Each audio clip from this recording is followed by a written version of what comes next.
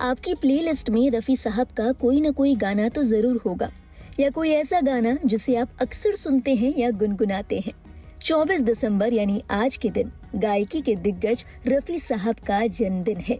उनके जन्मदिन के मौके पर सोशल मीडिया पर उनके नाम की खूब चर्चा है, जिसमें उनके गाने, उनकी रूह छू लेने वाली आवाज और कई किस्सों का जिक्र शामिल है।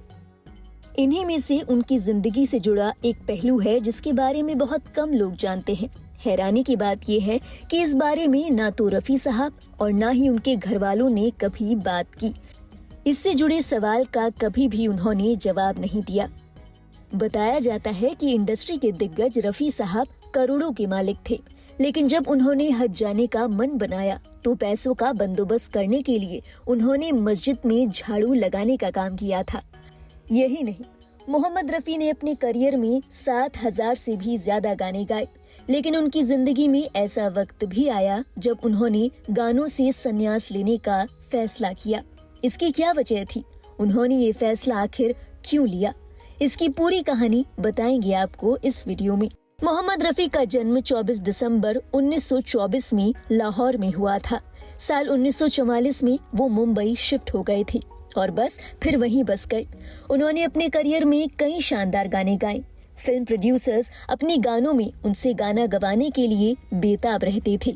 उनकी दिल में बज जाने वाली आवाज के हजारों लाखों फैंस थे।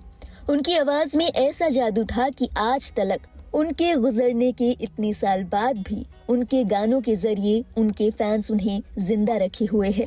इतनी शोहरत पाने वाले रफ़ी साहब के जीवन में वो दिन भी आया जब उन्होंने संगीत को हमेशा के लिए अलविदा कहने का मन बना लिया। इस कहानी की शुरुआत होती है जब रफ़ी साहब ने हज पर जाने की इच्छा जताई थी। तब उन्हें उलेमा ने सलाह दी थी कि आपका हज कबूल नहीं होगा। उलेमा ने कहा, चूंकि इस्लाम में संगीत को हराम बताया गया है और आपका पूरा पैसा संगीत से ही कमाया हुआ है, इसीलिए आपको किसी जायज कमाई के पैसे से ही हज करना चाहिए। बताया जाता है कि उलेमा की इस राय के बाद रफ़ी साहब ने एक मस्जिद में पैसे लेकर झाड़ू लगाने का काम किया था और जब पैसे पूरे हो गए तो उन्हीं पैसों से उन्होंने हज किया था। रफ़ी साहब के बारे में बताया जाता है कि हज से आने के बाद उनके जीवन में काफी बदलाव आ गया था। रफ़ी साहब ने हज से लौटकर संगीत को हमेशा के लिए अलविदा कहने का मन बना लिया। रफ़ी साहब को जानने वाले बताते हैं कि संगीत उनके लिए इबादत से कम नहीं था।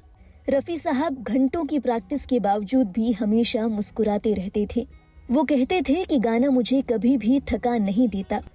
कौन जानता था जिस शख्स ने बॉलीवुड म्यूजिक को नई ऊंचाइयों तक पहुंचाया, जिसे संगीत का लेजेंड कहा गया, जिन्होंने हजारों गाने गाए, जो संगीत को अपनी रूह का हिस्सा मानते थे, एक दिन ऐसा आएगा जब वो संगीत को ही छोड़ देंगे। बहरहाल आप हमें बताइए, रफ़ी साहब का कौन सा गाना आपका फेवरेट है जिसे आप अक्सर गुनगुनाते हैं? हमें बताएं कमेंट बॉक्स में। और देश और दुनिया की बाकी अहम खबरों के लिए आप देखते रहिए लाइव हिंदुस्तान।